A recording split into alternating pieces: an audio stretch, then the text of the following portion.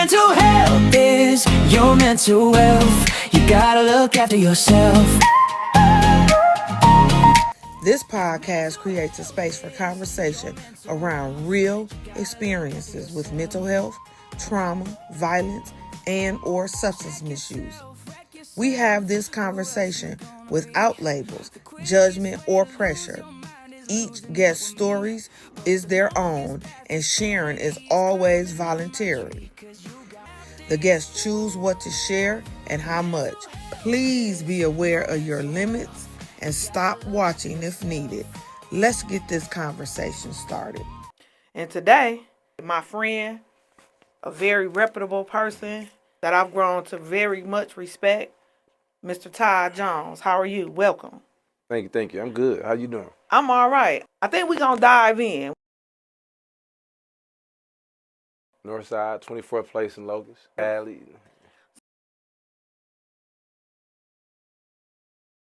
I don't. I've heard the phrase before. The significance of it never resonated with me. It never resonated that mental health had anything to do with wealth because I had no knowledge of what mental health really was. Understanding it now, it shows up in my life as the number one priority.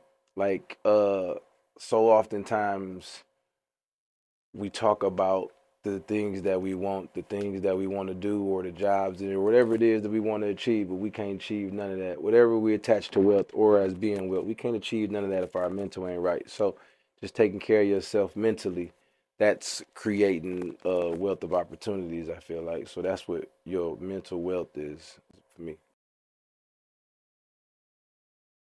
Uh,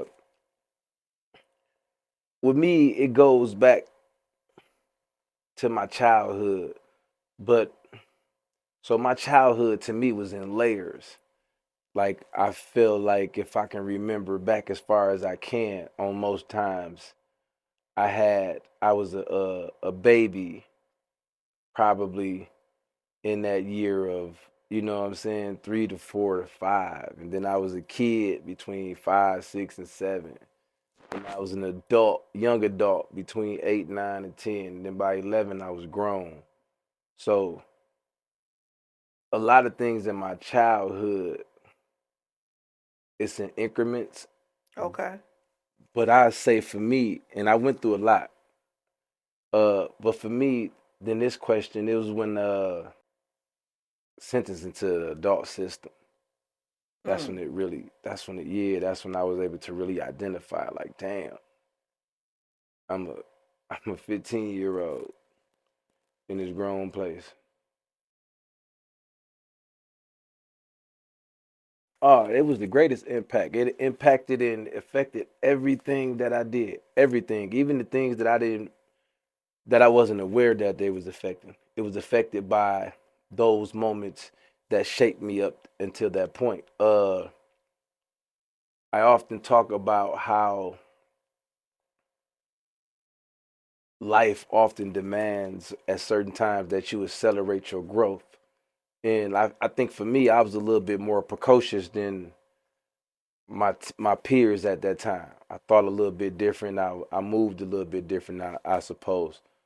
Uh, but that was the tragedy of it, is because they still had some elements of a child in them, whereas I had adopted the routine of an adult and tricked myself at such a young age in believing that I couldn't relate to nothing too much that they did anymore because of the trauma that I had experienced had forced me to shut off any of those imaginative or fairy tale things that we hold as kids.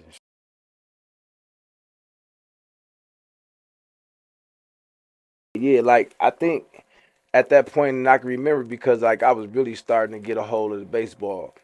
That I mean my last cartoon, like even to this day, like I'm not into the video games. I tried, I wasn't into it then. Like I can remember Woody Woodpecker, you know what I'm saying? Like that was the cartoon. And the only reason I remember that so vividly is because that was the cartoon that I used to watch while I waited for the bus to come take me to breakfast at school. So it was like that routine. And again, it was a routine. You get up this time, you can't miss the bus. You know, you got to do this. The cartoon come on at 7.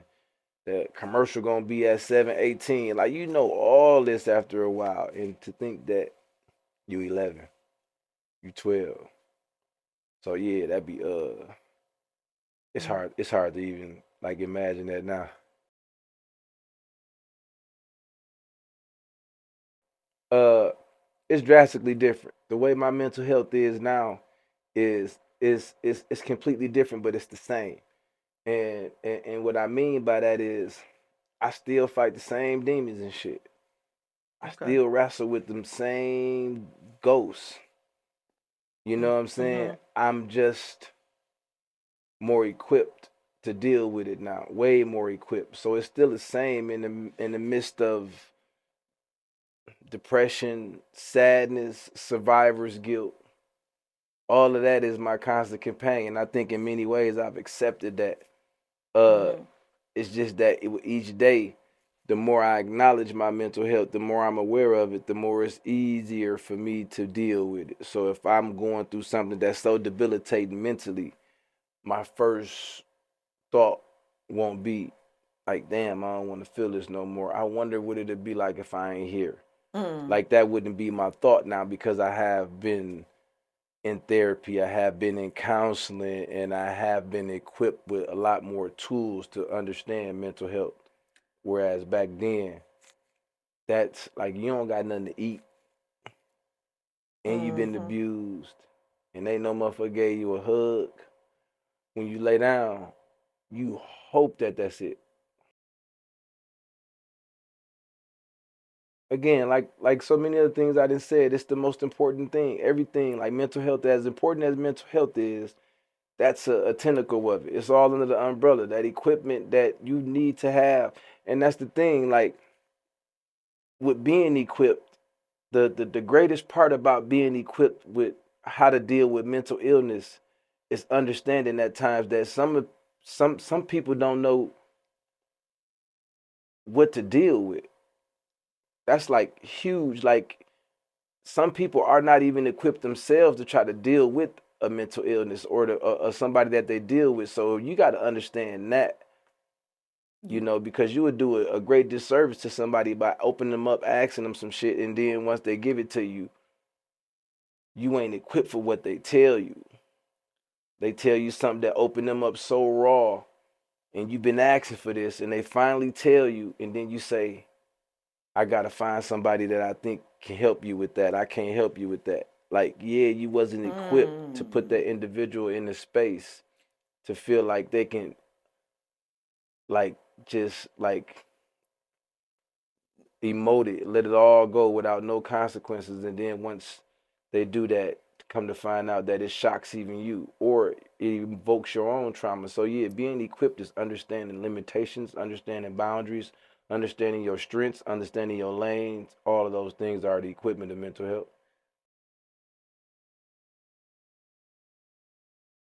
Absolutely.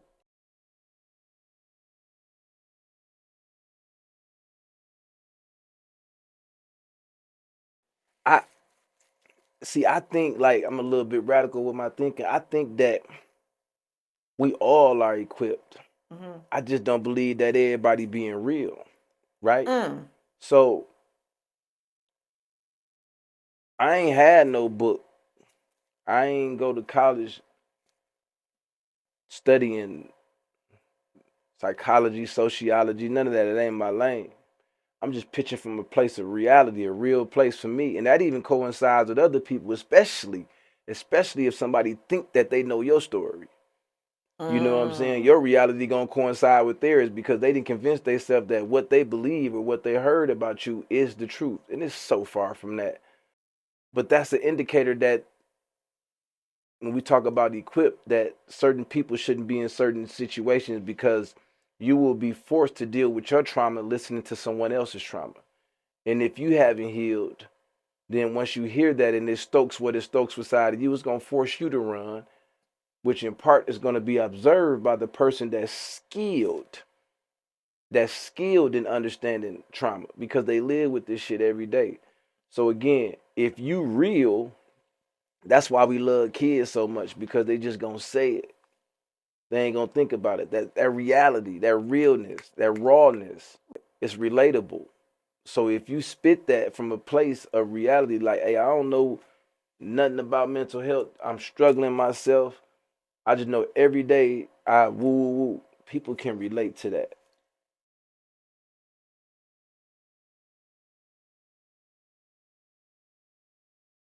Yeah, yeah. I think realness is one of them things that's always gonna take shape in any form. You know what I'm saying? And when we're around individuals, that's how it takes shape, because we mold each other to be even more real. You know, we encourage each other to be even more real. We encourage each. I didn't start becoming vulnerable, and so I started hanging around and people that was vulnerable, people Period. that didn't rebuke me for being vulnerable. People like my homeboy Shannon once told me when I had went to a mental institution. This is why I was out too, right?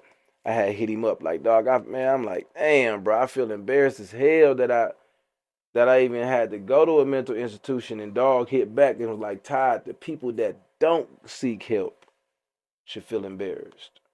The Period. people that don't take care of themselves should be the one that's embarrassed. And I thought about that, like, damn, like society didn't got us to where the point to where we feel so ashamed and embarrassed for taking care of ourselves. You know what I'm saying? So again, it boils down to one of those places and facts that once you be yourself and you just spit it, you know what I'm saying? It ain't gotta be you this loquacious cat.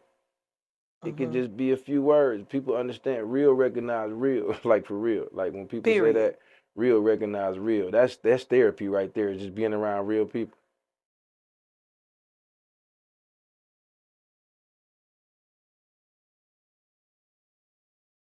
And they've been married since I've been conscious and aware. Okay. Trauma, violence, risky behavior. You know what I'm saying? Like you can see traumatic survival in moments that can't nobody ever really understand. It's traumatic for somebody to hold up to me. This is my opinion. For somebody to hold up a phone while somebody is dead Preach. and film it and say whatever you say, check on your people, or oh, for that to happen, for that to go from here to here, and it don't say don't do that, Mm-hmm. that's trauma. You so much trauma in you that you can't do nothing but think about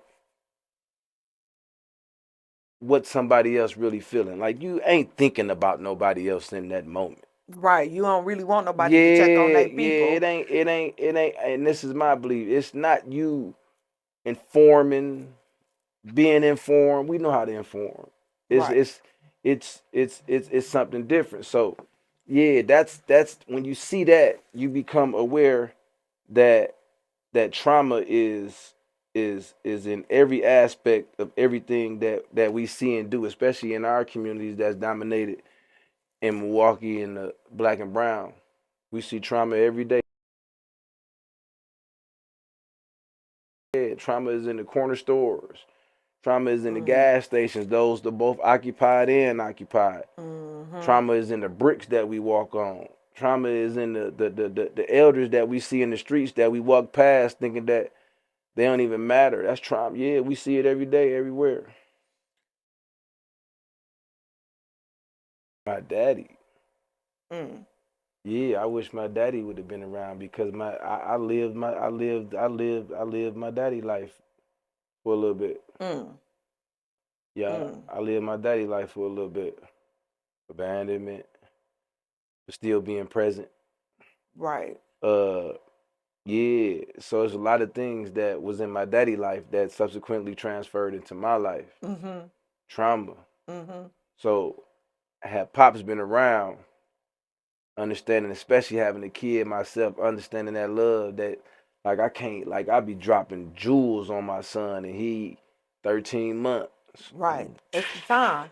It's the time. So just knowing that if I would have had Pops around, like, yeah, and Pops was cold. Like, Pops was a cold, sharp dude. So I know that he would have really laced me with so much stuff that I would have took heed to, because that was my hero. So I would have listened to what he said, even if it said, like, yeah, I would have listened to my Pops. So if he would have been around to school me,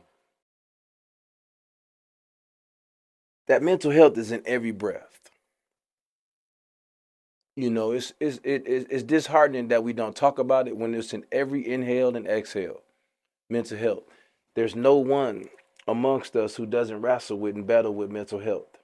Preach. So what that tells me is that there's a bunch of us, since there's none of us who don't wrestle with it, there's a bunch of us who refuse to talk about it, who refuse to talk about that wrestle.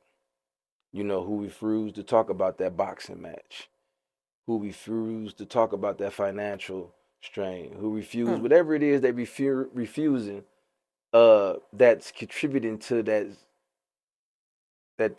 decline in their mental health in the moments. Because those of us that deal with mental health know is very seldom do we walk around 24 hours sad.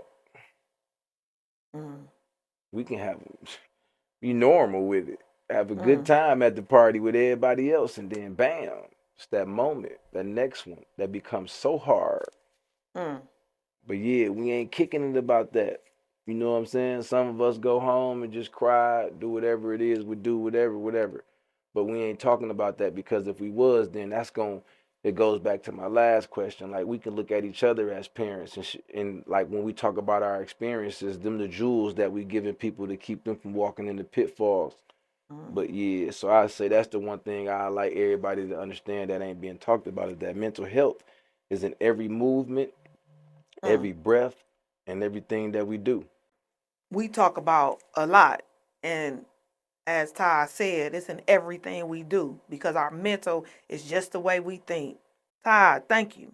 Thank you. Thank you for spending this time. To all the listeners, if anything you heard brought something up for you, please remember, you don't have to carry it alone. Support is available, and reaching out is a strength, not a weakness. We're here to support, for real support, healing, violence, intervention, and mental wellness in our communities. And Todd is from a great organization, Advanced Peace. Advanced Peace, a part of Milwaukee County. So we here together. Stronger together is what we doing. Your mental health is your mental wealth. And I love Jesus too, y'all. Amen. Todd, is it a way people can reach out to you, can share that? Maybe they just want to say thank you for sharing what you share, or maybe they want to be involved in the program you're in. Facebook is Todd Jones. All right. Thank you again, Todd. Thank you for holding space for today's conversation. Remember, your mental health is your mental wealth. So please take care of yourself in whatever way you need to. If anything you heard brought something up for you, please remember, you do not have to carry it alone. Support is available, and reaching out is a strength, not a weakness.